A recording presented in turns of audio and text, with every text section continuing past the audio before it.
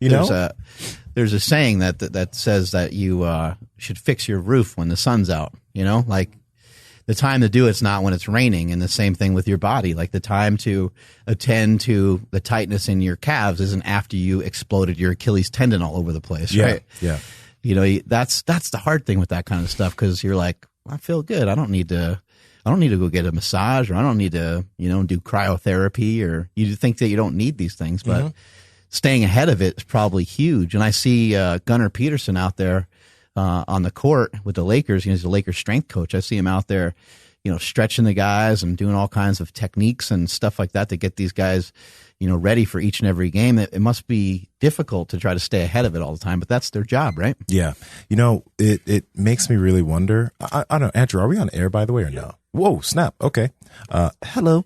Anyway, it makes me wonder with a lot of these pro athletes. Like, I know LeBron is one of the ones that, like, he's not, I feel like, yeah, he's an athlete, but he's also like his own coach. Yeah, he has people that coach him, but you know what I mean, right? Yeah. Like he really actually probably understands a lot of stuff about himself and really takes it seriously. I don't know. And I don't think like a lot of other pro athletes really kind of do that. Yeah. I don't think they maybe they have obviously they have their coaches that tell them what to do, and they have maybe coaches that tell them what to eat. But the amount of pro athletes that I've heard about that just like eat fast food all the time, don't really care about their nutrition that much, but because they're so athletic, they can get away with it. There are just some mutants that can do that and be okay, right? I wonder, like, just if they really were able to, I guess, have a real understanding or just treat themselves that way, how many more would last longer? Right. Because I don't think that what LeBron's doing, I think it's amazing, but I also think a lot of people could do it if they took things as, like, even half as seriously. Yeah. Well, look at, Michael Jordan really set the example, right? Like, Michael Jordan was 6'6". He looked great. He was in great shape. He was clearly very athletic. Air Jordan. I mean, the guy could dunk from just about anywhere. Extremely athletic, but also had the work ethic behind it. And then you look at like maybe somebody like a Jerry Rice, who Jerry Rice is not. He wasn't Randy Moss. Randy Moss is like 6'3" or 6'4". I think Jerry Rice is like 6'1". And Randy Moss, by all accounts, is a better athlete. I would think, but guys like that really set the standard, and Walter Payton in football as well. Like guys like that really set the standard where they were really gifted, but then you also saw them working for it. Like Jerry Rice would do warm-ups that would make other people throw up. Other people would try to do his workout, and they were just getting through the other side of like the warm-up.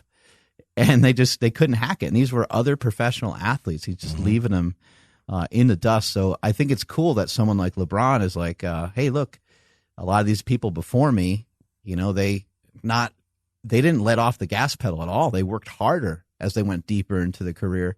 And Jordan is a great example, because he used to get the shit beat out of him. He used to get the crap beat out of him by the Detroit Pistons. They had what they called the Jordan rules. They had a whole book on him on what to do to him, but basically it just involved trying to beat the crap out of him. And what did he have to do? He had to hit the weight room. He had to get bigger, and Jordan got bigger and stronger as his career went along, not weaker and smaller. Yeah. You see that with LeBron too, though. Like, LeBron's jacked. He's really big. And imagine if that's what he committed to. Like, if he was just like, dude, imagine when he's done with his career, he'll probably still be involved in fitness, and he'll probably really get crazy jacked. Almost like Magic Johnson. Magic Johnson is still big. He's a big, Magic Johnson looks like he was an ex-NFL player, not an ex. His shoulders NBA are wide player. and shit. I mean, actually, both those guys kind of parallel each other in some ways. LeBron being a better athlete and being faster and things like that. But it's cool. I like watching greatness. I love watching, I'm a Jets fan, so I love watching the Patriots lose. But at the same time, I root for Tom Brady, and I love watching that. I love seeing the resilience. Tom Brady is the same age as me, and he's still out there throwing around a football. Like, that doesn't make any sense. Dang, really? Yeah. I didn't know that. Yeah, just think about how washed up and disgusting I am, and imagine me running around a football field throwing around a football. Yeah, me and LeBron James are like 2 weeks apart birthdays. But you're not 35? Wait, what do you mean? Just birthday-wise? Maybe like 2 months. But yeah, we're graduated the same year. Well, you're the same age? Same age. Oh, snap. I wonder how old. It's a little difference there. But I wonder how old Shaq is. Like Shaq's probably not that old either. Shaq's probably only like 46 or something like that. Yeah, I think he's like 46 or 48. I'm laughing because I was at a Best Buy. I love Shaq. He makes me laugh. I was at Best Buy the 47. other day. 47? Yeah. And I see just like these printers, and then here's Shaq just smiling by these printers. I'm just like, this guy is the just like the face of everything. Oh my God. Underwear, printers, staples, I don't know, just everything. It's crazy. Yeah, he's everywhere, man. He's really crushed it. He's so likable. You know, it's rare to see athletes like that, but when you do, like, people are really drawn to them. But you have to be exceptional. Like, you have to be extraordinary to be like funny and silly, right? Like Gronkowski comes to mind. Like Gronkowski was out there at the Lakers game, like dancing with the cheerleaders and stuff. I saw that. You know, like, and I realize he's retired now too, but like he did that while he was playing. He's retired? He just retired, yeah, last season, yeah. Oh, wow. Okay. Yeah. But, you know, most people will get killed if they do that, or not even make a team, you know, or they're barely hanging on as it is. So they got to be like, they got to be more serious, right? Yeah. He was always messing around, always, you know, having a good time. He was crazy. Hell of an athlete, though, too. Yeah, seriously. But Andrew, were we on air when we were talking about that Doncic guy? No. Luka Doncic? No? No, not quite What yet. team is he on? He's on the Dallas Mavericks. Oh. And I think in the draft last year, he was pick number 4, right? And he was traded for the first round pick. The Mavericks get a lot of talented white guys on their team. But nah, seriously, like Luka's proving to be like, he was the best of that draft. He's like from Slovenia or something, but he's being compared to like a young LeBron. And the crazy thing, I love him because number one, he's not the most athletic.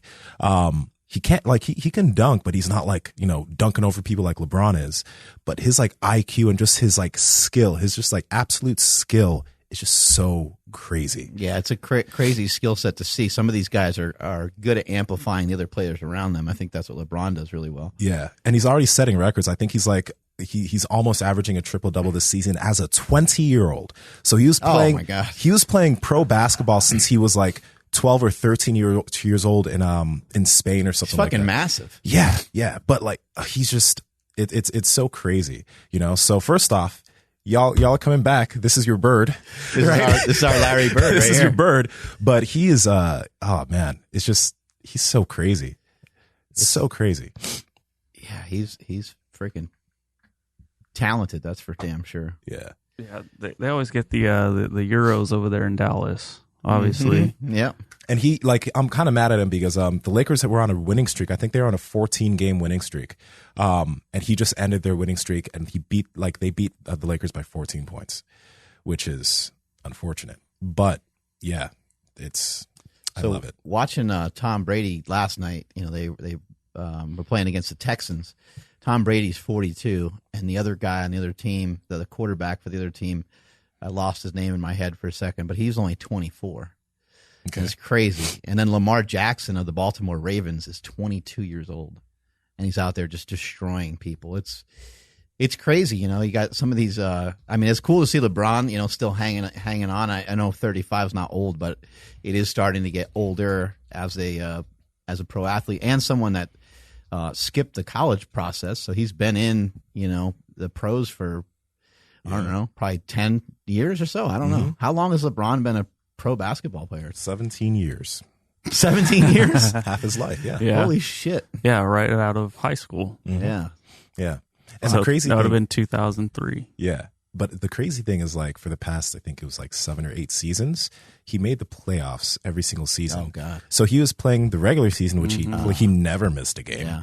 Plus the playoffs every single season until last season. I think these teams need to probably start to consider that, you know, for somebody like him, like maybe you know, don't need him to play as much all the time. Yeah. Well, they're getting shit for that because like Greg Popovich started it back when Tim Duncan was playing. Right. He would bench like all this, like, oh, we're going to Sacramento. Okay.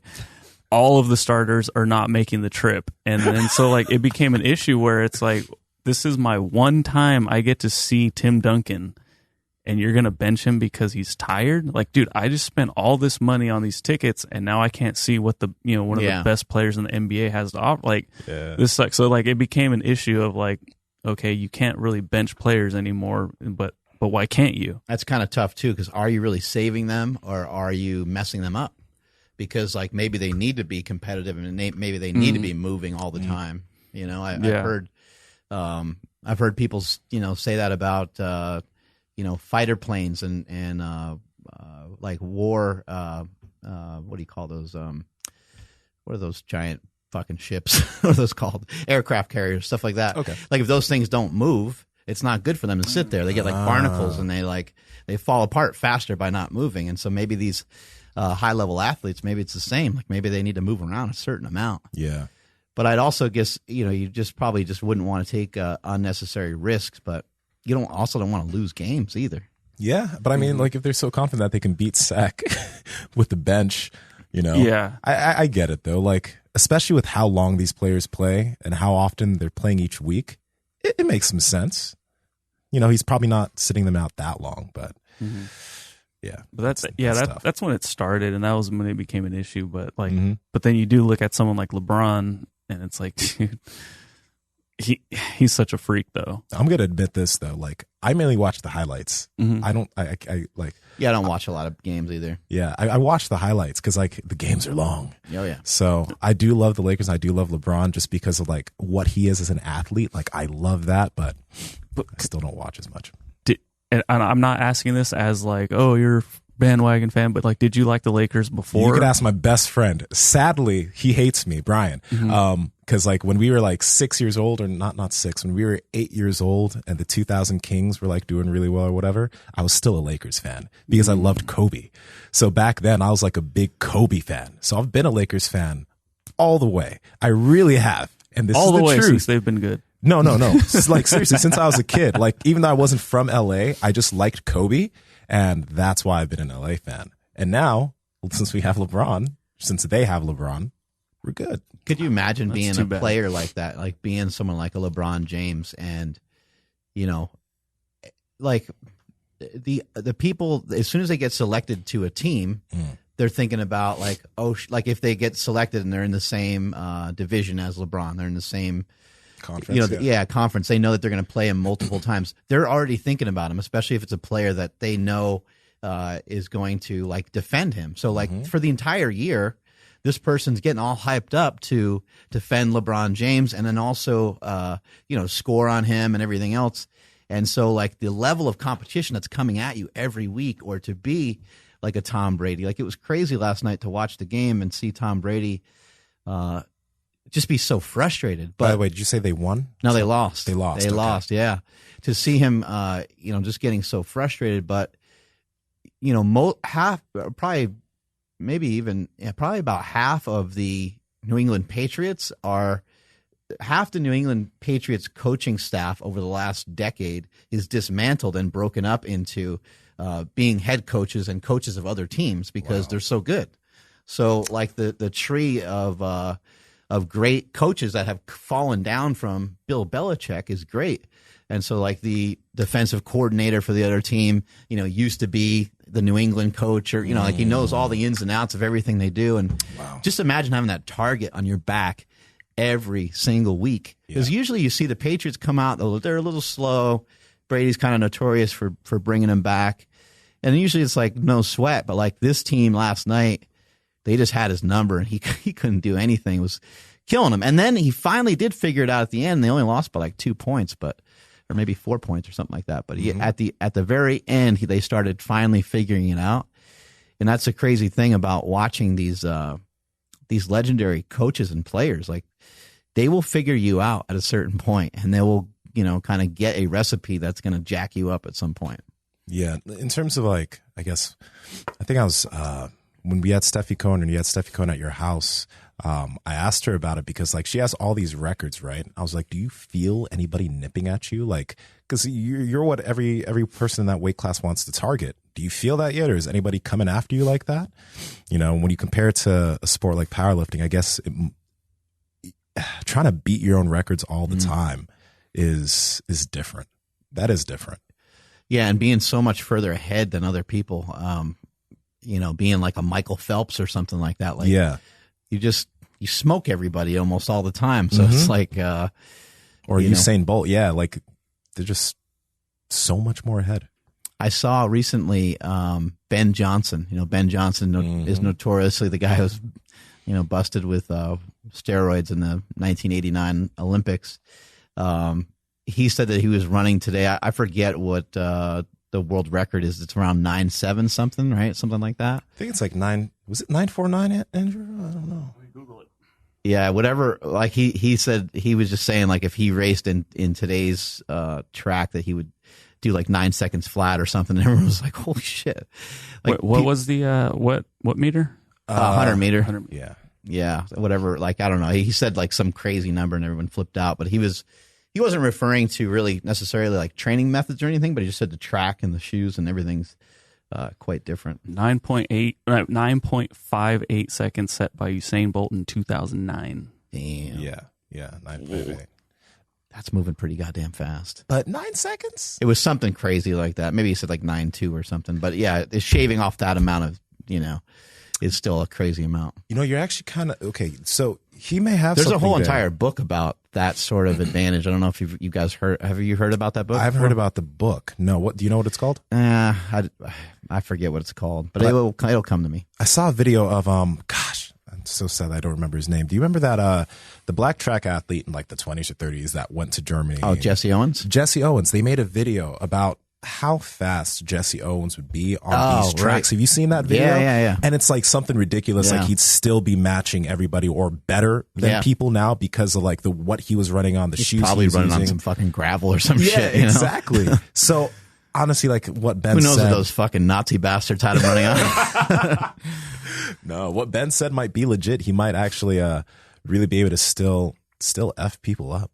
But a lot of like you hear that a lot from like NBA legends and stuff. Like, if I played in this NBA, I'd wreck all of you. Yeah, they're not allowed to. You're not allowed to foul anybody anymore. So yeah, I would score 100 points every game. Yeah.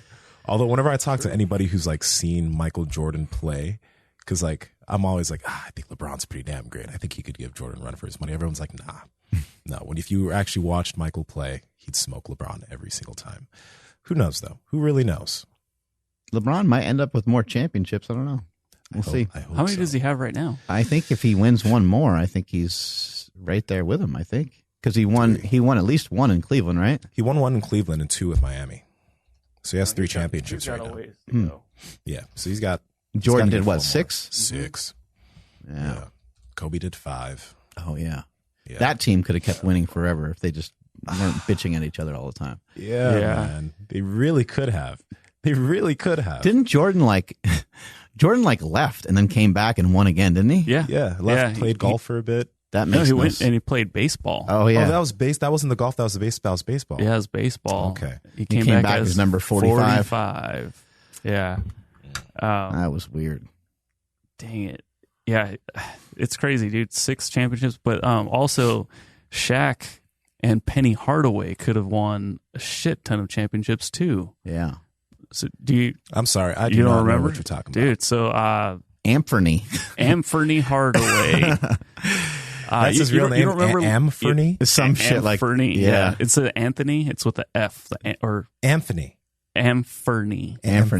Okay. So was this on the Wizards or something? No, this was on the Magic. Yeah, this was before Shaq went to L.A. Dude, they had a dope team. They had 3D Dennis Scott. They had Horace Grant. They had Penny. They had Shaq. They had a legit team. They so one year they got Shaq, number 1 draft pick. Mm-hmm. It's impossible to get 2 draft picks in a row. This just doesn't happen. The very next year, boom, number 1 draft pick, Penny Hardaway. So they now have their point guard that was like, at the time, arguably, it was like, dude, who's your favorite player? It's Michael Jordan. Nah, the more all-around player was Penny Hardaway. Wow. And he had Little Penny. They had these like Foot Locker commercials. Oh, those commercials were sick. Dude, it was so sick. Those commercials were hilarious. Who was doing his voice? Like Chris Rock or something, right? I think it was Chris Rock, yeah. Was I alive? Yeah. Ish, yeah. You were probably like 6. Okay, 98. Walking around pooping your pants, probably. Definitely. Most definitely. But what ended up happening is Shaq fell in love with the West Coast and got a really good deal in LA. And at the time, like all of the execs in Orlando were like, Shaq, like just give us one more chance. Like don't go anywhere. And they're just like, yeah, I'll think about it. Like, dude, seriously, man, we're about to get over the hump. Yeah. Like we're about to win everything because they ended up losing to the Rockets in the finals. Oh, I know. Well, Hakeem, I mean, you can't. Yes. Dude, Olajuwon, Drexler. Brother. Yeah, he was crazy. Dude, he was so, my opinion, the best center, like all around center ever to play the game. He might be. He was so good. He was unstoppable. They he was don't have graceful, centers too. like that anymore. They don't really have any, like that position doesn't even really exist anymore. No. And another player who I mean, it's in my DNA. I have to hate him, but he was on that Rockets team, and he also won. He won everything for them too. Big Shot Bob, Robert Horry. Yeah. Oh, He won 2 championships with them, and then went to LA. Mr. 8 rings, dude. Yeah. So like, if you want to talk about champions, like I think he's won more than anybody. And on He's top won of that, more he than looks like everybody. fucking Will Smith. He looks exactly like Will Smith. I've been saying that for It's like years. Will Smith banging out those 3-pointers at the end of the game. Oh my God. Like, dude, you can't be a movie star and a basketball hero at the same time. Yeah. So Saving the world, knocking down threes. Yeah, you know, nobody talks about some of these guys who just managed to be on these teams, because there was a guy that like switched teams multiple times. This is recent. He won 3 rings in a row on the bench on 2 different teams.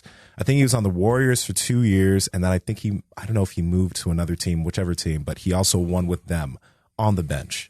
That's got to be a hell of a Dude, thing. if I was a bench player and I had like a Super Bowl ring, I'd wear that thing every day. all the time. Yeah. I would never take that thing off. You know, like the starters, like none of them probably really wear it. Like they wear it for like a week or something, but all the guys that are like never see the light of day, they're wearing it all the time. The kicker on the practice squad wears it every single day. They want people to ask him like, hey, what is that? Yeah. It's a Super Bowl It's ring. pretty cool. Like the announcers from each team, they also get a ring too. Really? Yeah. Wow. I think in football, Charles Staley has like maybe 5 or 6 rings, right? 6 rings, maybe. For the Niners, you mean? Or Charles Haley, rather. Haley. yeah. Oh, Charles I Haley. can look that up. I have no idea. He was my lack of Niners, knowledge. Cowboys. Oh man. Who is this man? Yeah, he was Niners, Cowboys. He was just a defensive. I think he was a linebacker. Oh, okay, player. But yeah, he was unbelievable. I mean, he was a really good player. I mean, he's got a Hall of 5. Famer. He's got 5. He got 5. Yeah. So Brady has 6, right? Fuck him. Does Yeah. anybody else on the Patriots have 6? Has anybody else been there the entire time? No, right? I mean, other than Belichick, obviously. Mhm. Belichick. No, because Gronkowski's. Does he still? Yeah, Gronkowski's retired. Is he? Was he old? But 'Cause he yeah, looked but young. Gronkowski might have 6. Mhm. Gronkowski's not necessarily old, but he's probably, well, if Brady's 42, he's been there for a long time. It says like he only has 2. Yeah, he might be like 38 or something. Oh, okay. So 36, but he just he had a lot of injuries. He got jacked up a lot. I don't know if you remember like how much football you watch, but like he had like the big giant elbow thing on, and like he had like the bionic knee pads and everything. Like he just was all geared up in like whatever he had to throw on to get on the football field every week. Wow. Yeah, Tom Brady has 6 championship rings and 9 Super Bowl appearances, which is the most out of any player in history. Yeah, that's crazy. Fucking Tom Brady. Dad bought in everything. Yeah. I guess that's the position. I guess as a Yeah. QB, you're kind of safe. Yeah, and I wonder if he still has a dad bod, because like he had the dad bod when he got drafted, but I think he has probably improved that since that He time. has a good 2 to 4 pack at this point. Like he's He's probably in shape. a little bit better off. Oh, good call from Brian. Steve Kerr has a bunch of rings too. Oh yeah, Because Bulls, Spurs, and then now as a coach as the Warriors. As, He's got hella rings. yeah, Oh man, that's awesome. he was what about crucial. Jackson? He must have a lot of rings too. The coach for the former Phil coach. Jackson. Phil My Jackson. God. So he's got 6 with the. He has 10 maybe. I'm gonna take a. So I think he Was he the he coach has of the Lakers for all 5 with the Bulls, and then whatever. Fuck, I'm gonna Google it. He was all weird. He had like all these weird, right? Like he was like The triangle offense. and he was in like to weird like meditation or something weird, right? I need to read. They called him the Zen or something, right? Oh yeah. Zen Master. Yeah. I Zen need to Master, read his, That's yeah. actually a book I should read because he wrote a really good book apparently, but I never got around to it. I need to check it out. Yeah, he was. I mean, he played for like the Knicks too, I think. Ooh. So because he's huge, I don't think he's just randomly that big. 11 rings. Damn. You don't even have that many fingers. Nope. He's got to put one on his dick. You got to Okay, but 13 total as a player and a coach. Oh, he got 2 rings as a player too. What the? Damn. Wow. Oh. It's an amazing individual. That ain't bad. I know the Boston Celtics, I think, won like 10 championships in a row, and the Cleveland Browns did too before they had a Super Bowl. But I don't know if there's like the same guy on the team for that long. And then UCLA Bruins, they won like 10 straight NCAA championships. Tyus Edney. Do you remember him? Little point guard. He ended up playing for the Kings too. Yeah, and he played for the Spurs too, right? He played for maybe, and I know for sure the Celtics also. Tyus Edney. He was having a hard time with these black names. I thought it was Nsima. Tyus Edney, not Tyus Edney. My pronunciation's probably not. Anthony or Anthony? You do need to look up how is his name spelled? I'll look it up right now.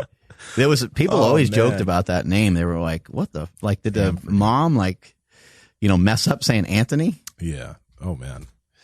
Anthony. Yeah. So it is like Anthony, but with an F. So Anthony.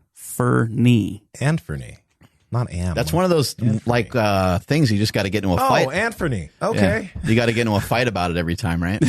Yeah. Once you see it, Anthony, asshole. Who the fuck's name is Anthony? Oh, I think that's why I just called him Penny. It was a little Penny. easier. Yeah. And I don't know where that came from.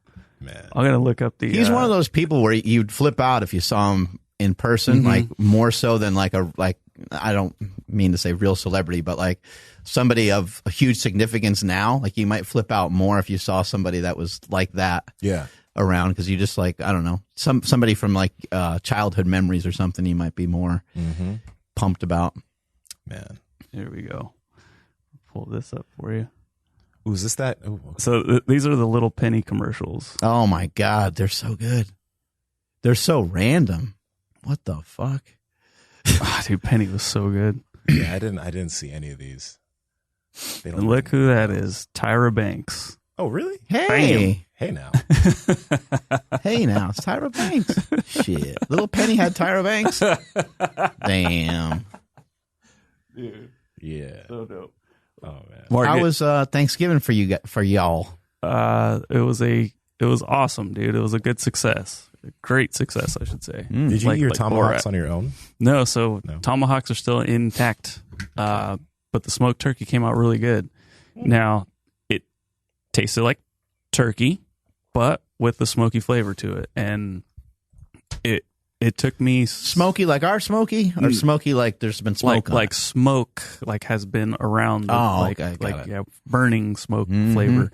It was hella good though. Like it tasted different than like a traditional turkey because like my mom brought a turkey as a backup because I'm like, hey, I might ruin everything. So like, and hers tasted great. It was just like a traditional like this tastes like turkey. Then you eat the one that I made, and it was like, okay, this is turkey, but it tastes a little different. Like this is cool. Like it's nice to have a different flavor. Yeah. It took me like 5.5 hours to smoke it.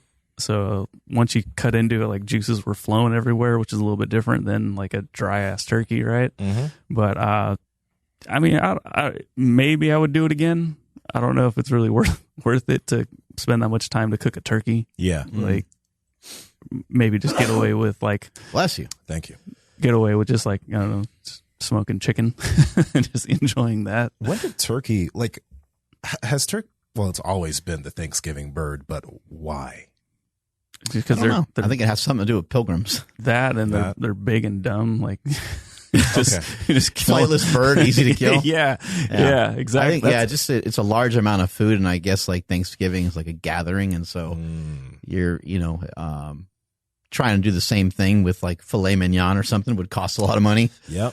Yeah. So if you had a big like filet roast or something like that, then that would be, harder to figure out. Okay. Yeah. That makes sense. But yeah, so we hosted Thanksgiving for the first time at the crib. It was cool.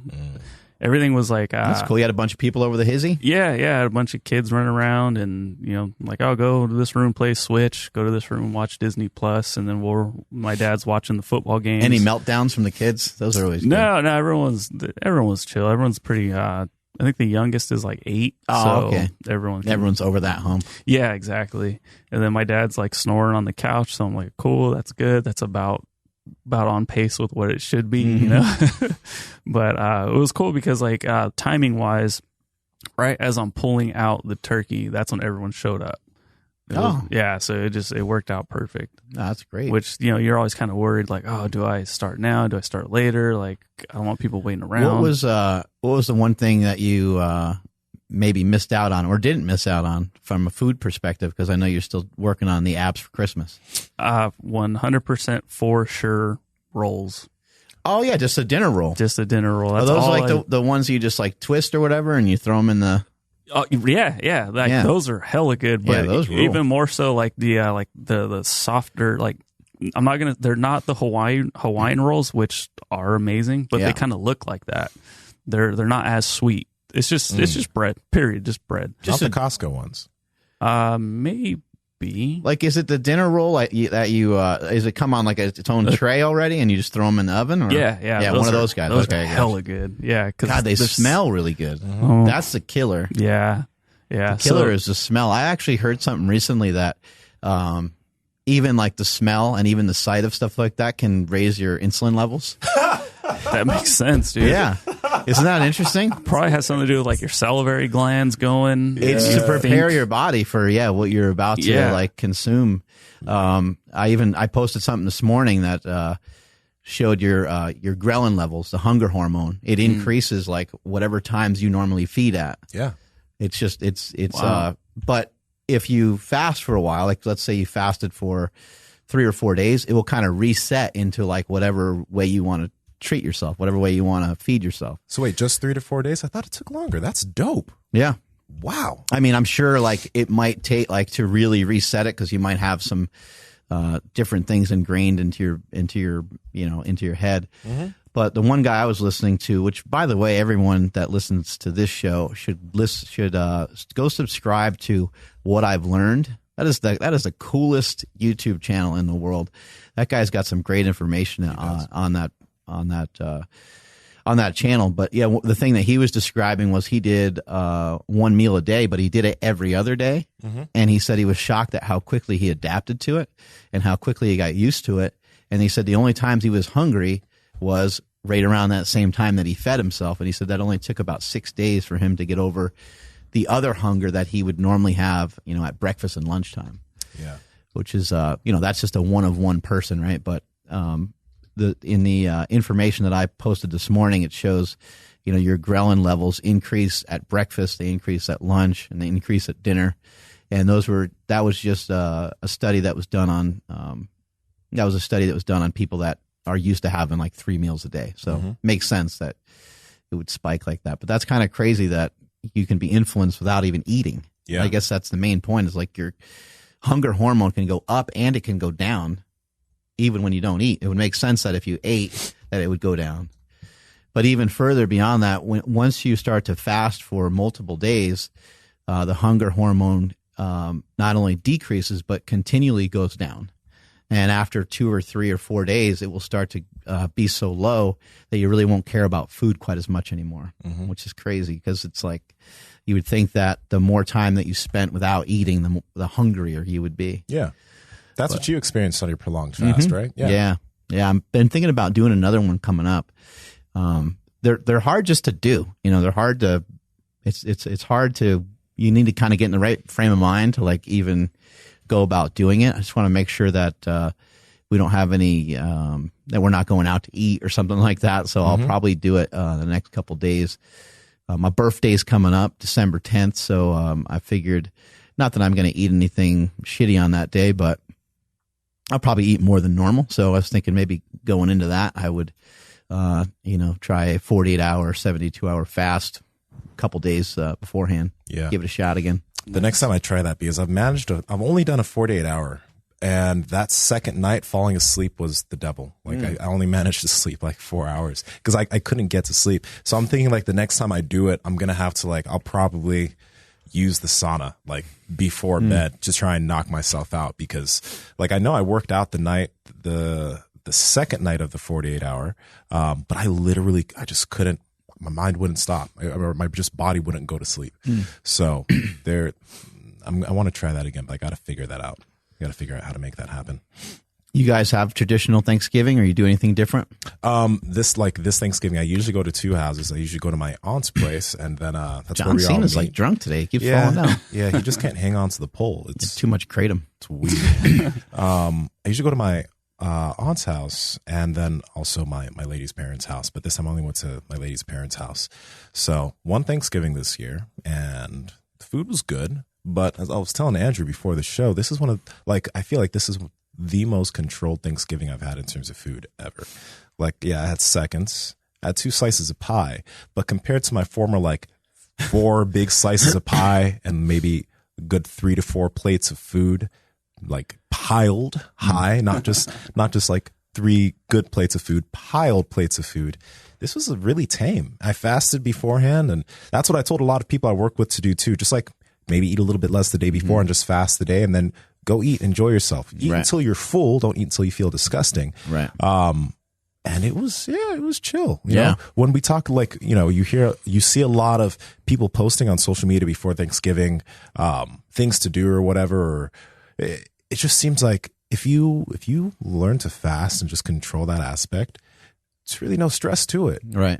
It feels that way. Yeah. Maybe I don't know, seeing it from I don't know. No, I think fasting is, I know we talk about it endlessly on the show, and some people probably get a little pissy about it. But I think that, I think it kind of falls in line with something that I always thought was correct, is that even for people that do track their calories and people that do count their calories, I think it's important to understand that your calories don't really reset to 0 when you wake up the next day. That's just so that the math is easy. That's just so and if we're trying to think about consistent weight loss that's going to be something that you can sustain, we're thinking about overall lowering the amount of food that you eat for the week, for the month, for the year, and so on. Mm-hmm. And so by fasting, if you don't normally fast at all, and then the holidays are coming up, and you just start to implement some 12 and 14 hour fast, which is pretty mild. That's not kind of just skipping breakfast, maybe, right? If you start to implement a little bit of fasting, you spend a little bit less time eating, and now you probably have shifted the energy into a situation where if you do enjoy yourself on Thanksgiving, and if you do mess up on some upcoming holidays, it's not going to impact you that bad. Yeah. Maybe not at all. No, it shouldn't. And I think that's the joy of fitness, is like that. These things shouldn't negatively hurt you. They shouldn't set you back 3 or 4 days, or even 3 or 4 weeks. Yeah. And I was telling people also, just don't track during Thanksgiving. There's don't take your scale. Just go eat, enjoy the time. But don't be a freak. Yeah. There's just so many ways to just prepare for it so that you can enjoy the day with your family. You can still eat all those foods, right? Even those potential trigger foods, and just go back the next day. It'd be great to track everybody else's food. Be like, here, Uncle John, I measured this stuff out for you, and that plate right there is 1,800 calories. You might want to, slow down on that a little bit and not come back for seconds, because that's kind of a lot, if I'm going to be honest with you. You would get invited to so many more functions and whatnot. Yeah, man. Yeah. I ended up fasting I think a little bit over 20 hours. Just because I was getting stuff ready. And on top of that, balloons drop down from the ceiling when you did that? Big celebration. 20 hours of fasting. Ding, ding, ding, ding, ding, ding, ding. No, it was just, it was more one of those things where I'm like, oh shit, I'm pretty deep into this fast, but it's just because I was keeping busy. We were running around like crazy, and I knew I was going to fast for a long time anyways, but because I was busy, I'm like, oh, whoops. Okay, I guess I'll, start making myself a plate. Yeah. But, I was telling Nsima, I think the only thing I did was just, I felt like I just overate a little bit too much. But I didn't have bread. I didn't have any ham because, we're more on the the higher carb, lower fat side of things. So I ended up having like a lot of like potatoes and stuffing, and then a shit ton of turkey, trying to get full off of that. But afterwards, I just felt like, oof, like, man, I think I overdid it. Maybe I know I overdid it because, man, I was farting like crazy. Oh man, it was so bad. I cleared out every room I walked into. Oh my god. Ham, I think is might be pretty lean, I think, right? Oh, really? I mean, well, because this one was like a spiral ham, right? So it had like sugar and all kinds of stuff on it. Ooh. Yeah. Yeah. Like a honey bake. Yeah. Yeah, exactly. Why is that only done with ham? Like, I think they only do that with ham, right? Like, I've never heard of honey baked. Actually, I've had honey baked chicken. But like they, you know, like ham. So if you were to slice ham and you were to eat like dead center in the middle of it, it tastes like the outside of the ham. Whereas if you do that with a steak, it doesn't. The steak on the inside, if you were to, cut out a portion of the steak on the inside, you didn't like salt that part or whatever. So like a ham is like cured, I guess, right? I guess maybe with beef, maybe they do it sometimes with like roast beef. Maybe, I don't know. Sometimes it has got that flavor to it, that kind of real salty kind of tangy flavor on your tongue, almost. Yep. Yeah, I never think about the way they cook these things. One thing I've been dying to ask somebody on this show, but I don't know if anyone's got the answer for this. How come you eat chicken skin, but you don't eat beef skin? Like, what's the difference? Like, it sounds disgusting to eat beef skin. Like, I know it sounds gross, but like, what's the difference, do you think? Because it doesn't like peel off? I don't know, but y'all ever mess with goat? I like goat, yeah. Yeah. I still never have. You still never had goat? No. I like goat cheese, and I haven't really eaten much goat meat before, but I have had it before. Yeah. So, I mean, you guys saw when we had that like goat head. Oh yeah, soup. Mm-hmm. We kept the skin of the head on, and it cooked, and it was good. Yeah. But obviously, that's not common practice. But I feel like maybe the skin of a cow might be a little bit of the same texture. Maybe it's too leathery. Ba-doom. Oh, that was good. But I feel like it's the same texture. And it was good. Yeah. I just don't know. Yeah, why don't we? I think it's not an American thing, maybe. I feel like maybe in other places they might keep that skin on. Yeah, they might just obliterate the whole thing. Yeah, seriously. Like, yeah. Oh, by the way, cow skin. Because I'm curious about your Thanksgiving, but you guys would be proud of me. I cooked one of the I think New York cap steaks, Piedmontese yesterday, or was it ribeye cap? Ribeye cap. I cooked it. And then I let it sit. I let it sit for like 15 minutes. I let it sit. And it was so good. It makes so much huge difference if you let it sit there. Yeah. It like plumped up. Like I was like, wait, why? It's usually thinner than this. Why is it so nice and plump? And it's bleeding a little bit. And then I cut into it and I was like, I accidentally licked the mic. It was so good. I have to like think of shit to do like while it's, while it's resting because it kills me. I'm like, oh man, I gotta wait for it. Yeah, I always fight like, dude, but it's getting cold now. Like, maybe I'll just meet you halfway, like between warm and sitting. But yeah, it's worth it. Throw a little foil over top of it. That works pretty good too because it keeps the heat in, and then it's still going through its process of kind of continuing to cook. Yeah, I was gonna say it'll like because I use a thermometer, so it'll get hotter as it's off of the grill. Yeah, I'm like, whoa. Yeah, I took a Piedmontese ribeye yesterday, threw it on. I kind of have like a grill skillet type of thing. I threw it on there, and then I threw I put a pan on top of it. Like, you ever see like those press down things they have for meat? Like an iron? Yeah, like it kind of looks like an iron. And I don't have one of those, so I just like threw another pan on top of the meat to kind of make the fat like crispy. Oh my God, it was so good. I threw tons of butter on there and garlic salt. Holy shit. Yeah, I did use garlic salt yesterday too. That was the first time I used it. You have to be a little careful with garlic salt because garlic and salt, garlic kind of tastes a little bit salty to begin with. And then if you combine the two, then you can kind of oversalt it. Yeah, but fuck, it was good. Yeah. I'm more of a fan of just like salt. I don't know. Garlic, salt, and me don't get along for some reason.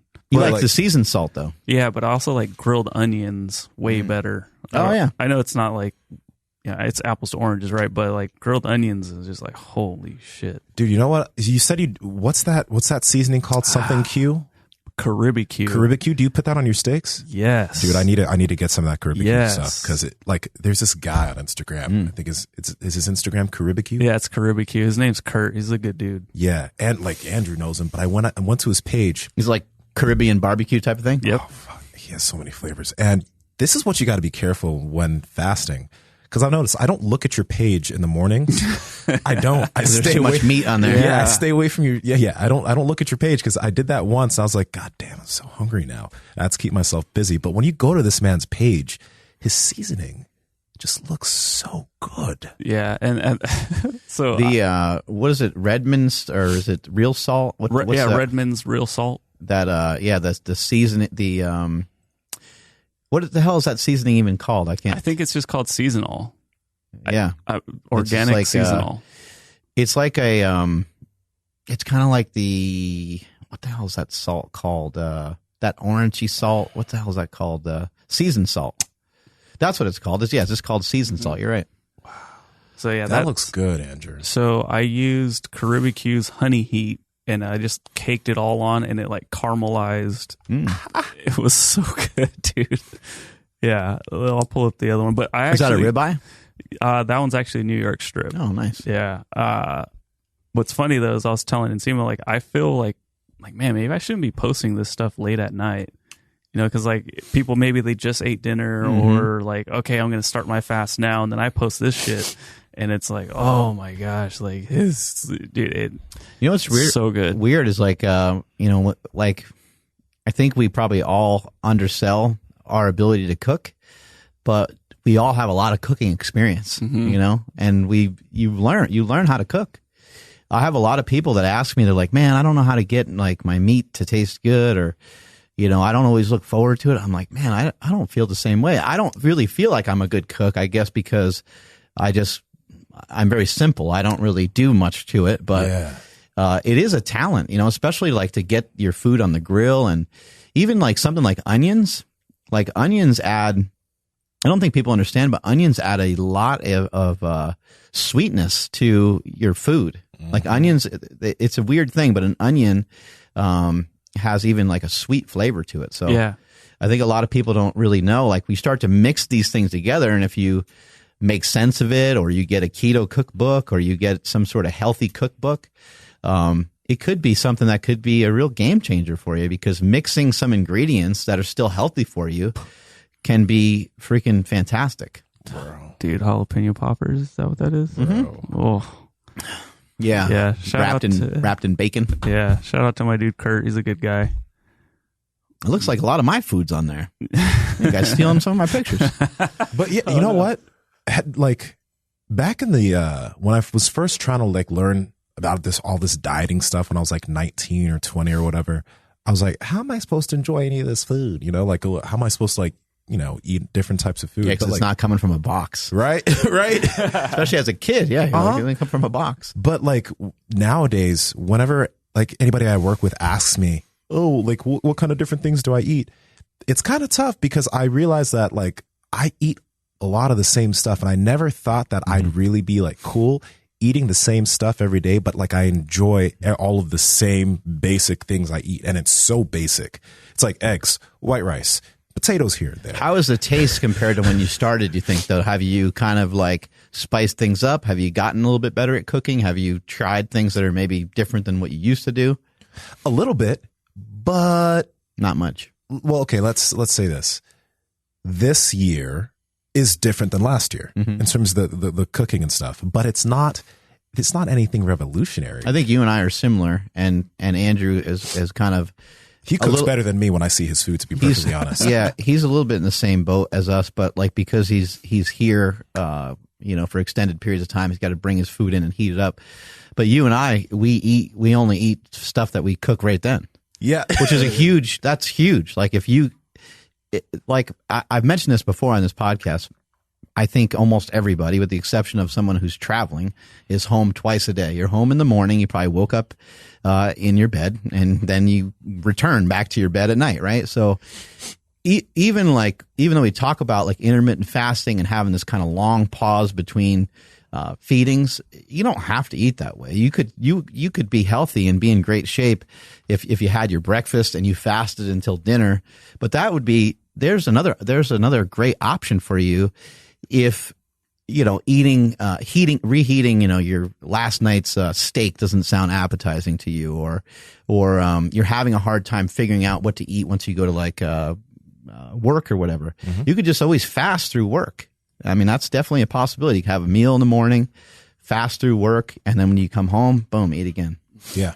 No, I feel like that's one of the easiest things to do. It's just, it's still a lot of people, it's still really weird to just think about not eating like lunch or something, or not eating in the middle of the day, because like you have that lunchtime and you usually eat. So what do I do instead? Yeah. I'm like so grateful that like you guys have, kind of taught me how to fast basically. We ended up traveling to Monterey over the weekend. Big, there's like 8 of us, right? And I'm like, okay, I know I'm going to fast for majority of this day because like, gas station food or whatever, like, even if we do come across food, it's not going to be good. So like I started the day, everybody got their breakfast sandwiches, which were, whatever, like majority carbs, right? With like a slice of like ham or something. And then I got my coffee, and then next stop was like, some Hostess donuts or something, like water. Yeah. And then, fasted the whole day. And then we ended up going to a really good Mexican restaurant in Monterey, Cerritos, if you guys are around there. It's so good. But I ended up getting like the biggest burrito they had, like no tortilla, and just like keep adding more and more chicken. And it was pretty funny because like the guy came around and I was done. He's just like, "Whoa, do you want another one?" I'm like, and I better not. But like I felt great the whole day. Like I could have made the whole trip home before I ate, because like I had that in my head, right? Like my mindset was like, I'm not gonna mess up my diet. I'm not gonna mess up like this whole shred again thing because I'm traveling right now. And it was just like I felt so like strong and powerful because I'm like, no, I'm not gonna cave into whatever food's around me just because I'm traveling. Mm-hmm. Like, no, I'm prepared for this and I'm good. And it was awesome. And I think that you're that way right now because you're locked into a goal by a certain time, Absolutely. And for a lot of other people, they might not have that strong of convictions towards an actual goal. But if you're listening to this and you're heavy and you're trying to make a change, I encourage you strongly to stick to your plan, stick to the diet, follow me and try the no carbs till Christmas. You're going to have a lot of people that say, just kind of like let it go and just eat whatever. But for a lot of us, it's not safe out there. It really ain't, man. Like it's a slippery slope. You slip on that banana peel and you're down and you're fucking out. And so, I struggled with it for many years of trying to make these changes, and I'd always go back and forth on what people said. I was like, man, I know in my heart that I should just stick to what I have planned for myself, but I shouldn't just enjoy this moment. I should just enjoy the holidays, or I should enjoy my birthday. But I was at the same time, I'm like, why am I associating that with joy? Like, I'll feel a little bit better about myself if I can reach this damn goal that I set for myself. Mm-hmm. And so, try to think in those terms, and try to, you don't have to be so crazy. I don't want people to try to end up with like, the problems with their image and their weight and stuff like that. But at the same time, hold yourself to a high standard and think to yourself, I'm going to enjoy this. I'm going to enjoy eating this way, because you're really not, to think that you're missing out and to think that you're never going to have a piece of cake again. That's definitely the wrong way to look at it. But you're choosing not to eat it right now. Yeah. And my dialogue has changed a lot. Like, even just if my nephews or somebody asked me about my food, I remember one time one of my nephews was like, "Oh, I'm surprised you're eating that. I thought you can't eat carbs." I was eating like a cookie or something. Mm-hmm. And I said, I can eat whatever I want. I just choose certain times to eat certain things. And that's a better way to look at it, because I think everyone deserves a cheat meal. Everyone should have the right to eat some of the delicious foods that they really love. But if you're somebody that needs to get your act together and you need to get headed in the right direction, the worst thing you can do is derail yourself. And it can just set you off in the wrong direction for too long. What was I about to ask you? Oh, okay. So somebody said this to me literally yesterday, and it got me thinking about it a little bit. He was like, are you sure that this is a good time for me to like start doing all of this like potential diet change stuff? Because it's the holidays. I think do you think maybe starting January would be a better idea?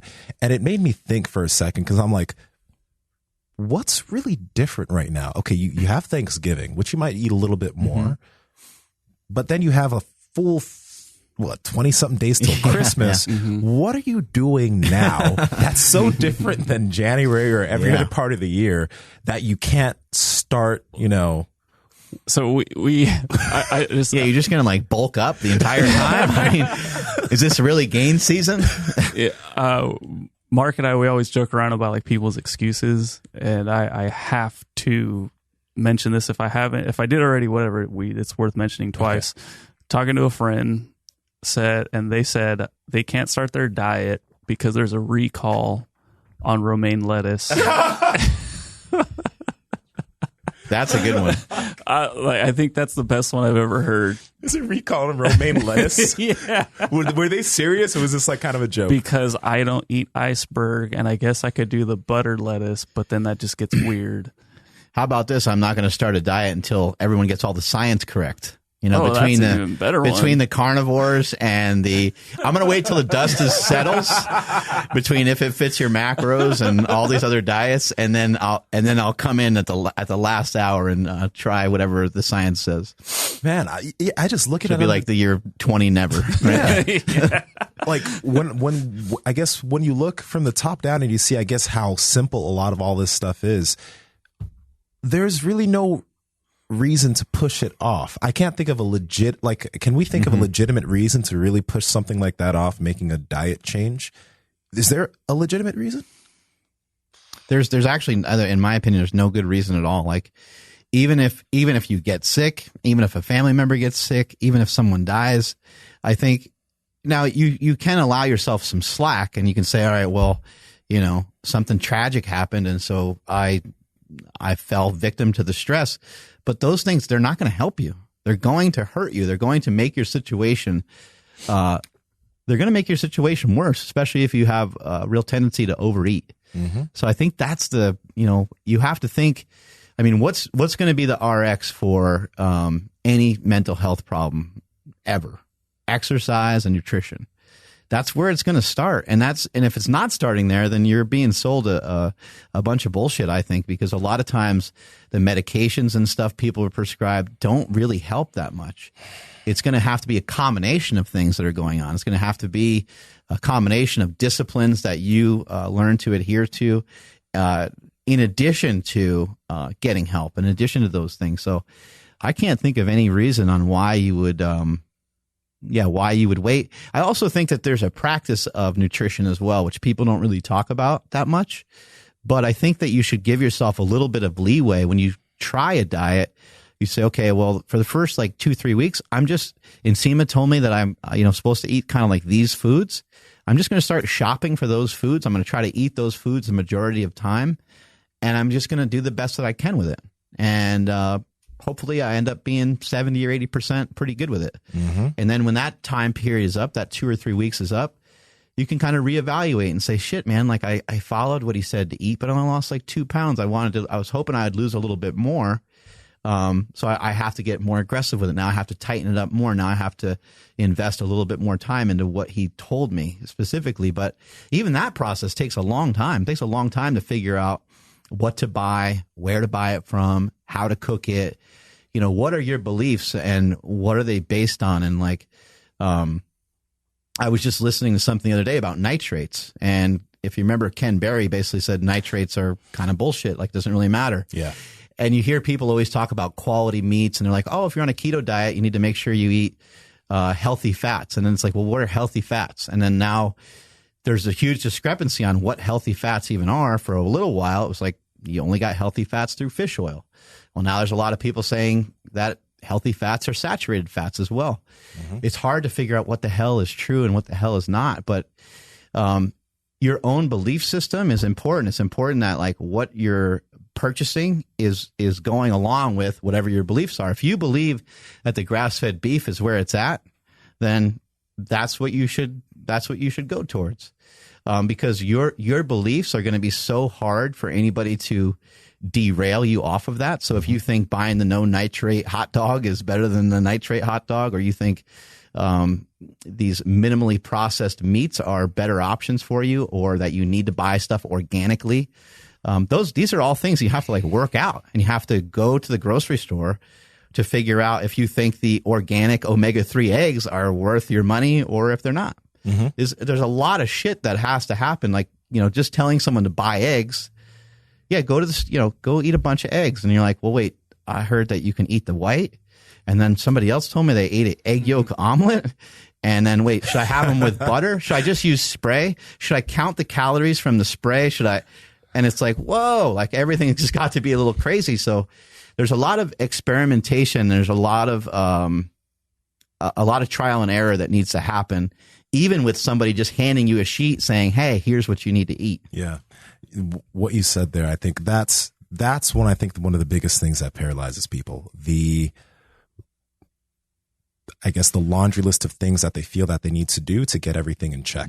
Because like it could start off being really simple. Like honestly, it starts off with most people just don't eat these foods. Like just don't go here anymore. Just take this out of your house and eat this stuff, right? But exactly, what do you think? Organic or non-organic?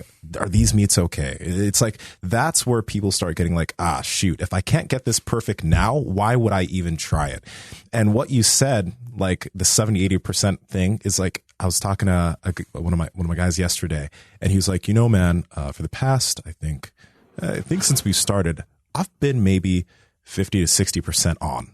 And this is a guy that's trying to gain, right? And he's been gaining fine. Like he's been gaining muscle and gaining weight, but he's like, if I really think about it, I've been 50 to 60%. He just told me this. But at the end of the day, like it's so much more progress than what he's done in the past. And if it's knowing that it's just 50 to 60%, I'm just like, hey, what if we get 70 or 80? Like, think about that, right? But the thing is, it's like he's definitely not perfect, but he's definitely moving in the right direction.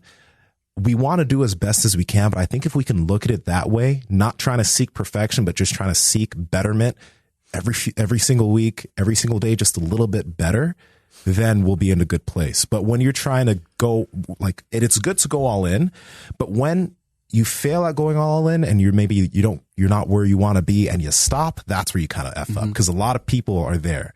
You know what I mean? If things aren't going perfectly with the workout, they'll quit for a week, and maybe that'll turn into 2 weeks. And I think what you just said about like be 5 to 10% better, like because if you would have told me, starting 73 days, whatever, like you have 73 days to go from no abs to having abs at Christmas, be like, fuck, that seems impossible. But if you said, hey, like in 2 weeks you're going to show some definition, like, okay, I'm pretty sure I could do that. Yeah. So it's like these baby steps instead of trying to put the whole thing all in one, like, and go, right? Well, like, we were only confident that we could help you due to your development and where you're at right now. Because otherwise, like stuff that we share on the show, the only way for it to be fully implemented into your life would be for us to like move in with you, because you're not going to do it all, and it's going to be right. It's going to be hard, and then we don't share everything on the show because we don't think of everything, because some things are so nuanced or so elementary to us that we don't even really think about it anymore. Like if you tell someone to work up to a 1 rep max in a squat, there's a lot of people that don't even know what that means. They're like, well, what do I start out with? Like, should I warm up before I squat? Do I squat the bar? What's the progression look like? I've never tried a 1 rep max before. Like a max, like, do I go until like I get hurt? Like, do I go until till the weight crushes me? Do I get a spotter? Like, there's a lot of things to think about. So I think a lot of times when we, give someone a nutrition protocol or give them a plan, I think a lot of times people just think, okay, well, that's just, now set in stone. And that's why my message, I try to give people stuff that's really simple. And then when I try to give people something that's so simple, some people get a little pissy about it because they're like, oh, well, what about this and what about that? And it's like, well, I have considered that. I understand that. But I'm just trying to break things down into a simple, digestible form for people. Like, I know that this is true. Like, I know that if people adopted a 1 meal a day philosophy and cut way back on sugar, that they would lose weight. Those are like 2 rules. Like that's just 2 rules. Mm-hmm. That's just 2 things, that people that are heavy, that have struggled with their diet in the past, forget being on a keto diet, forget calorie counting, and forget making everything so confusing. Weigh yourself every few days, maybe even every day. Eat once a day. Eat until you're content. For 30, 40 minutes is your eating window or whatever. And, just cut back on some of the sugar that you eat, and you will lose weight. And then how you decide to go about doing that, how you decide to shape that, it's pretty much all on you. But you could have a big ass steak every night with a big baked potato or chicken and rice, there's a lot of different ways you can go about doing it. But if you want to kind of just really try to simplify all the shit that's going on, is people just simply eat way too much. They eat way too much. They eat way too often. Your body has all the mechanisms inside of it already to do everything that's supposed to do. The human body is designed to heal itself and to do stuff that's like magical every single fucking day, and we're blunting it by stuffing our faces all the time. Mm-hmm. I just listened to a guy this morning. His name's Jim Caldwell. He had a really cool story. He lost 180 pounds, and he was on a YouTube channel called 6 Miles to Supper. It's a female, has this YouTube channel where she explores all different kinds of stuff about diet and nutrition, and she's a 1 meal a day proponent. I personally, I don't know how long I would be able to do 1 meal a day. It feels like it would be kind of hard for me to do. I have done it before, and it feels good, but it sometimes doesn't feel like it's enough food for me. I feel like I feel like at a certain point for me personally that I might end up losing some muscle mass if I did something like that. But again, I haven't really tried it for any extended period of time. But it's just, there's a lot of options, and you can really simplify things quite a bit. We've given you a lot of options here. And even on the holidays, you can even, like on a 1 meal a day, you could still eat whatever you want, on a holiday if you followed some of these simple rules. Yeah, no, we were actually just talking about the 1 meal a day thing. Like, I do 1 meal a day quite a bit, but I do notice that, like, I can't do it every day. Like, I know I could, but right. When I try to eat as much as I need to eat in that 1 meal, some days it's really difficult. I'm just like, okay, I need to open up that window and get into big meals so I can stomach all of that food. But I do wonder, like, if I did eat one big meal a day, and let's just say it wasn't meeting the protein goals that I have for myself typically, right? I try to get in maybe 220, 230 a day. Let's say I only got in, I wonder if I really only got in maybe 160, 170 grams of protein a day, if everything would maintain or if I would start to lose. Because technically, if we look at all the research, I'd start to lose, but I don't really know about that. I think your body would shift into like whatever, into whatever you need. Yeah. I really think it would. I think it would adapt, because if we think of things like the recommended daily allowance of like something like vitamin C, well, vitamins, the amount of, I forget what this is called, but the amount of vitamin C that you need changes drastically depending on your nutrition, depends on what you eat. We even heard people say crazy shit on this podcast before that we unfortunately didn't dive into, but we need to dive into on a future podcast, is your tolerance for the sun changes. You can have a higher tolerance for the sun if you don't eat carbohydrates and you eat fat, and you have vitamin E and vitamin D and vitamin K, and you have these said that. fat. Yeah, you have these fat soluble vitamins in your system flowing throughout your system. You can stay in the sun a lot longer, and you don't necessarily need to put skin protection on for every 5 seconds that you're out in the sun. And that's something that until Dr. Barry mentioned it on the podcast, it was something I was like, oh my God, that is really weird. Like, I don't put sunscreen on ever. Like, not anymore. Like, unless I know, like, I have a day where I'm like going to be blazing in the sun the whole day. Like, if I was to go to like an amusement park or something with my kids or something like that, I'm like, oh, well, it just makes sense for me to put it on my neck so I don't get like burned or whatever. But I'd go to the beach, I'd lay out. Even when I'd lay out, I wouldn't put anything on, because I'm like, I'm just going to get some sunlight. And I already knew I wasn't going to be out there as long, but I used to get burned all the time. I used to get burnt like I would turn pretty red almost immediately from being in the sun for any period of time. So I think that the human body it's made and designed to adjust to whatever's going on. Even like there's we've heard of people talking about your overall movement, just movement of your hands and fidgeting that you do goes down if you start to do a lot of cardio and if you start to not eat as much. Your NEAT goes down. Your was it non-exercise, right? Activity thermogenesis. There you go. But I would say the reverse is probably true. Like, if you're giving your body the nutrients and stuff that it needs on a daily basis, from all the way from the macronutrients to the micronutrients, you're feeding your body, you're feeding the cells what it needs. I think your body's naturally going to want to be more productive. It's naturally going to be like, hey, we should go do something. Yeah. We kind of have an abundance of energy. We should go fucking film a podcast or something, So I think that, your body is going to adapt and adjust to just about anything.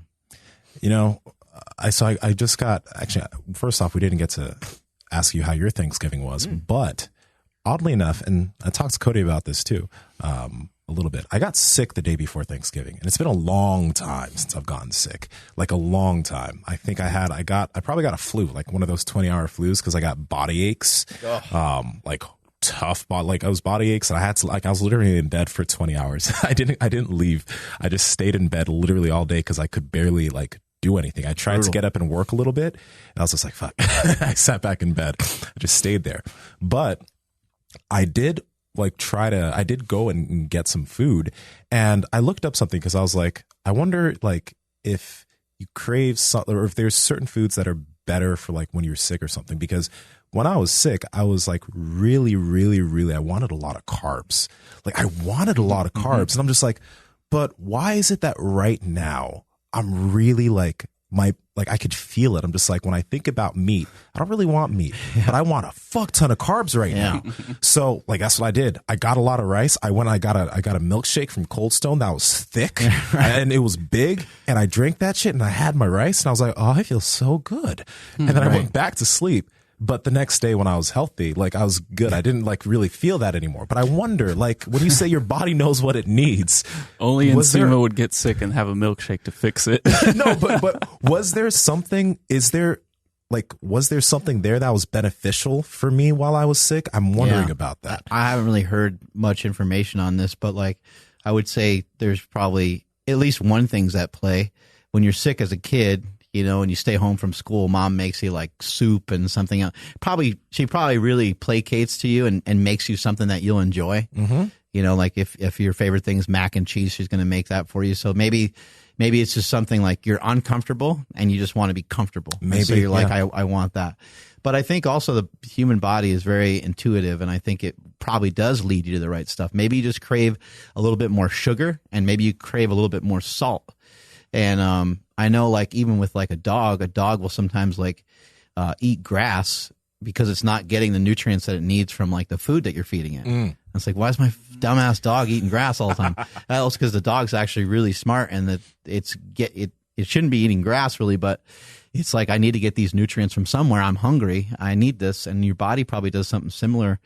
When you're sick, I know for myself, it's the same way. I kind of crave fruit. I want and I think that kind of maybe goes back to when I was a kid. You're kind of thinking the vitamin C is going to make some sort of huge difference, and that you're going to drink orange juice and you're going to all of a sudden be fine. Yeah.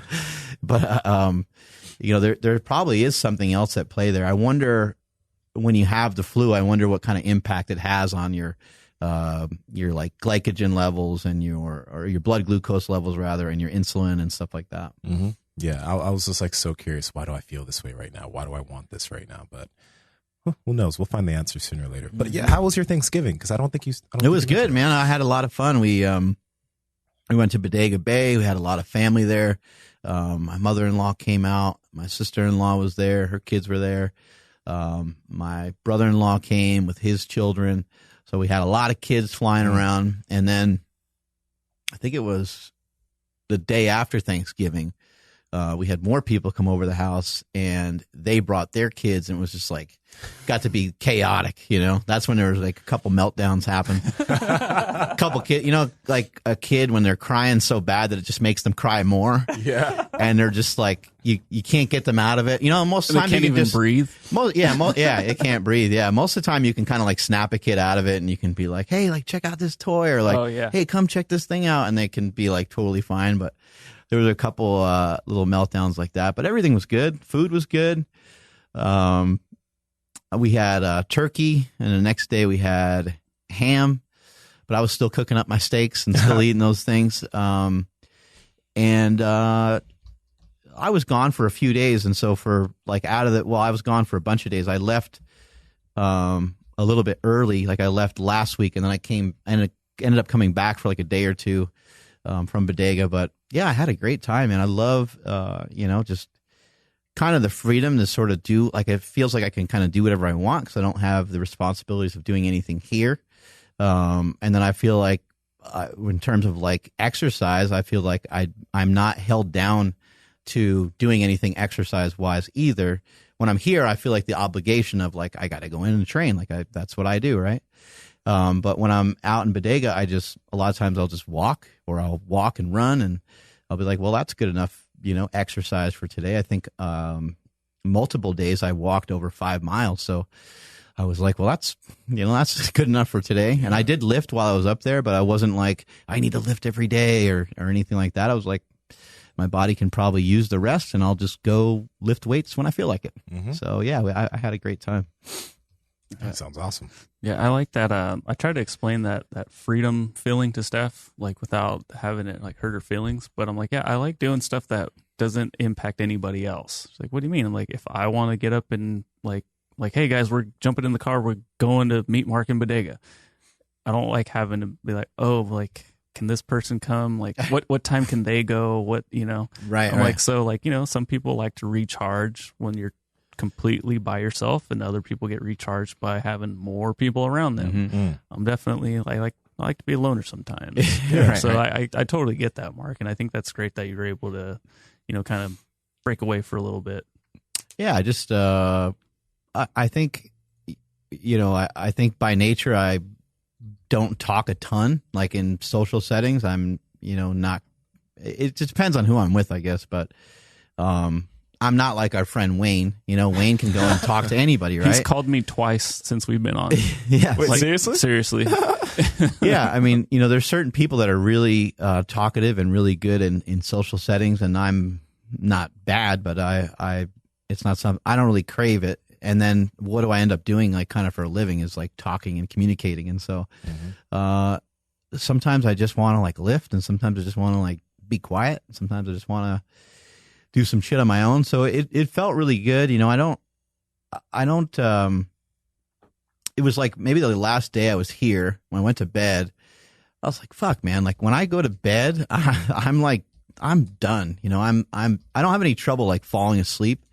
That's really never an issue for me. I do wake up a bunch, and that's something I'm still working on trying to fix. But to get to bed, I'm fucking toast. And before I lay my head down on the pillow, I'm like, I fucking gave today everything I got. Like I feel like I don't feel like drained from it. I'm not like, oh man, like I'm glad today's over.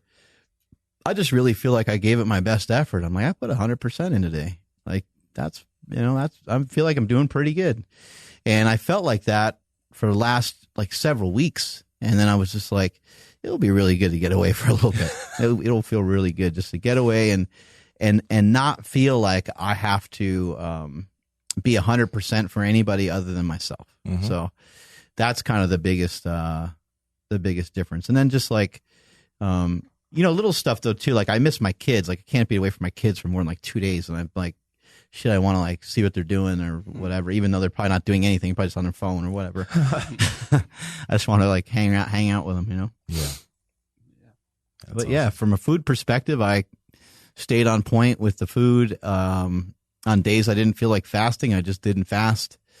We were cooking up a lot of breakfast in my house, so I was just like, damn, that bacon and sausage and eggs smells really good. I'm just going to eat it. And so the freedom on that stuff was good too. Anybody ask you about the carbs, that like family and stuff, when they notice what you were eating? everyone's so used to it that they don't really ask much stuff about it anymore. But they're all pretty supportive of it, and they're all like, well, I want to do that. And some of them are like, well, like, fuck it, I'm just going to, eat some of the stuff that we have here today. And that's why, like, I try to throw out challenges to people just to give people something to kind of like hold on to or something to do. Yeah. And we were just talking about stuff actually while we were eating Thanksgiving dinner. And I was like, well, let's just do like, we were talking about how much we like ribeyes. I'm like, let's just do, 3 ribeyes for the next 3 days, a day or two after Thanksgiving, because most people probably screwed up. And let's see how that goes. And I've been actually doing that, but it's been too hard. It's been too hard to eat 3 ribeyes. I've only been eating 2. That's why Sean Baker just surprises me. Oh man, he eats like 4 pounds of meat every day. Don't understand it, that man. That's amazing. Yeah, I think he's just a savage. That's all there is to it. I kind of I get like palate fatigue. I do look forward to the meals every day, but sometimes when you eat that amount of nutrients, eat that amount of like fat and calories and kind of a sitting, you're just like, wow, I'm pretty damn satisfied. Yeah. And I don't feel like the need to do that, 3 times a day. But the reason why I threw it out there for people to do it 3 times a day is just because I don't think it's a good place for people to be if they haven't really dieted before, that they deal with a lot of hunger. That's something that takes time to get used to. It takes a couple weeks to get used to that. Yeah. Since I've been fasting, I can't stop peeing like crazy. What is that all about? You can't stop doing what? I can't stop peeing. Oh. Like I pee like every... So like on this road trip, I peed like 15 times on the way from... Cole mentioned that. Piedmontese? Yeah. But no, Cole mentioned that. Yeah. He said like a lot of his clients that do multiple day fasts, they report, I can't stop peeing. Yeah. So your kidneys are secreting more sodium because your insulin levels are moderate to low, because your glucose levels are coming down. You're eating less. I mean, the whole point of intermittent fasting is to lower your insulin levels. Yeah. That's not the entire point of it, but that's one of the huge benefits of it, is to lower your insulin levels. So you're lowering your insulin levels. You're also lowering your glucose, and you're also kind of lowering your overall intake of food. And so there's less for your food to stick to. So your requirement for water is not that high, especially because it's also cold out, which I always warn people of cramps when it's cold out, because a lot of times people don't drink any water at all, cramps and headaches and stuff like that. But so yeah, you might just not need as much water, but you feel like you don't have anything else to fucking do, and so you carry around a water bottle with you because you're not supposed to eat food. You're like, oh, I shouldn't have too much coffee, and like you have all these thoughts in your head. So you're like, I'll just carry around this water bottle with me all day, and next thing you know, you're peeing every 10 seconds. Yeah, that's how it's been. And yeah. So like I'll do coffee in the mornings, probably 1 to 2 cups, just because it does help with the hunger, and then like salt water throughout the day. But I feel like I can't quench the thirst. And but I still feel like dude, I can't stop peeing. Like this is weird. You probably do need to try to maybe drink a little less water, and you might be like Cole was saying, like people are like water addicted. Like they continue to flood themselves with water, and you get so used to it that makes some sense. Because I do feel like no, I need some more, because I'm thirsty. Like I don't want to get a like I haven't gotten any headaches this whole time, which is great. But like I just feel like, oh, I'm supposed to stay hydrated, or like, I mean, because you've seen me when I cramp up, right? Like my legs, and yeah. Like just doing the step mill, like I can feel my right quad, like it kind of will start twitching throughout the day, like hey, what's up? So I feel that, and then I'm like, oh no, I'm drinking all this water and I'm just peeing it straight out. So maybe I need to get more water in.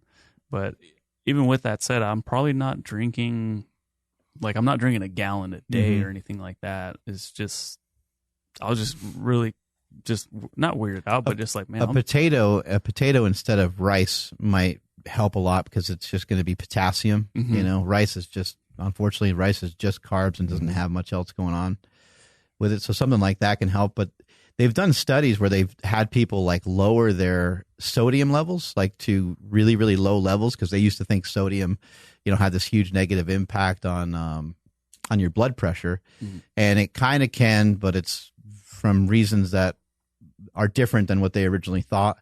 Sodium can just make you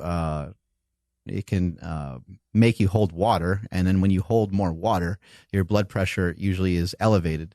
With lower amounts of sodium, you have less you have less like pressure in your body, you have less water in your body, less retention of water. But if you go too low on your sodium, then your body is so fucking smart that because your insulin levels go down, your glucose levels go down, your insulin levels go down, your kidneys secrete sodium, and you start peeing a lot more.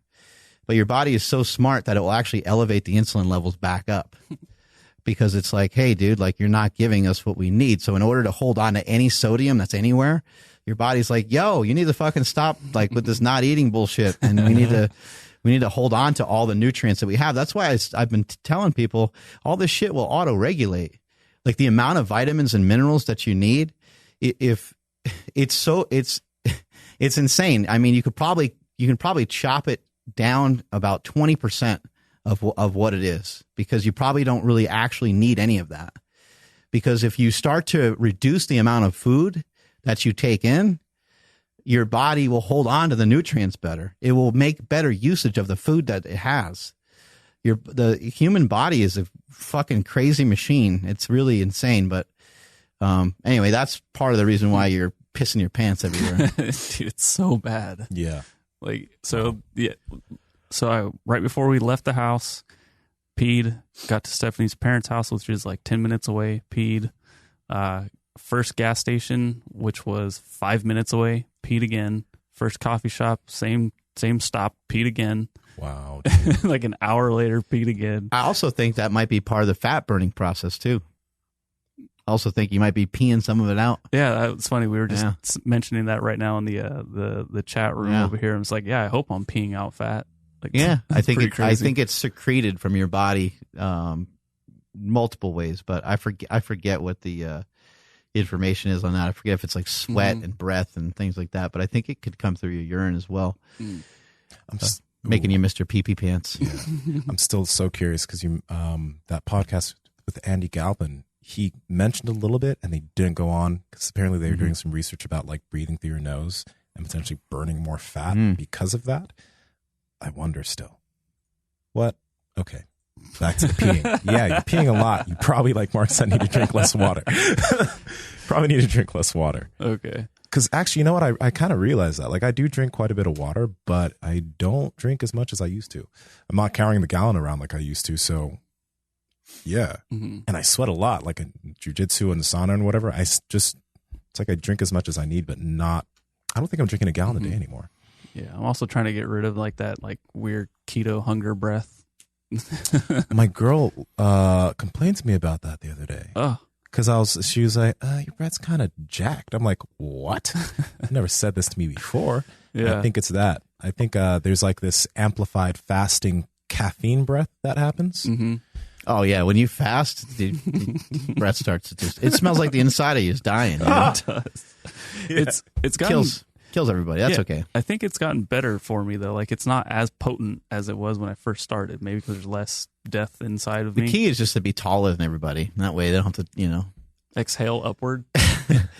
Yeah, like if you're as tall as Shaq, you can have the worst breath ever, right? Oh, yeah. Wouldn't bother anybody. Man, Shaq and... Thor and his lady, Shaq and his lady, that stuff's still just so surprising. So wild. It's like they're a third of their size. Oh, I know. It's pretty crazy. I'm excited to have Ted Neiman on the show tomorrow. That should be a lot of fun. Andrew, where can people find you? You guys can hit me up on Instagram at I am Andrew Z, and I just dropped the first episode of Shred-ageddon yesterday. Yeah. Oh, my God. Are we live? We're live right now, yeah. Oh, my God.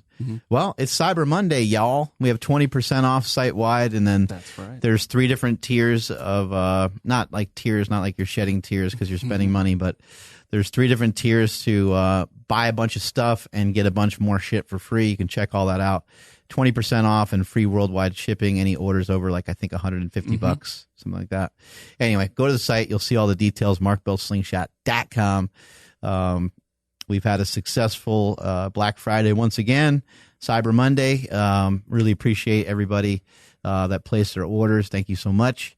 I'm at Mark Smellybell on Instagram, and I also got a new YouTube channel that you're going to want to check out. Thank you for the support over there. The edits on those videos are pristine, by the way. Yeah, Carlos is killing it, man. The little guy, man, he's fucking researching all kinds of shit. Not bad for a vegan. He's probably able to do all that stuff just eating vegetables. Imagine if he ate some meat, that guy, right?